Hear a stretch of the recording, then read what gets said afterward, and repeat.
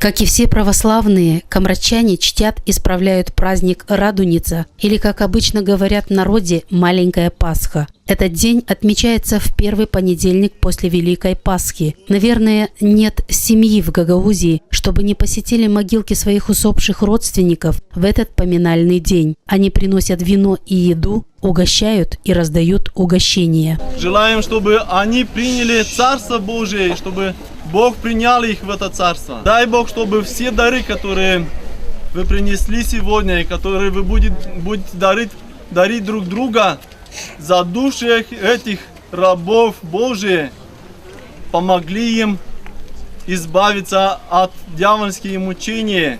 Придя на кладбище, люди обязательно исполняют ритуал окуривания могилки, зажигают свечи и молятся. Большинство людей верят в то, что умершие души их родственников ждут этот день. Они считают, что произнесенные ими молитвы помогают умершим освободиться от мучений. Как говорят священники в храме, горе тем, кого никто не поминает. Потому что когда радуется весь мир светлому Христову воскресению, потому что второе название Радоница Антипасха, это противоположность Пасхи. Те, кого помянули, они радуются вместе с Христом, который присутствует на этом незримом пире, радуются с нами, которые празднуют Пасху, а те, за кого колева не подняли, они сиротливо стоят в стороне, потому что их некому помянуть.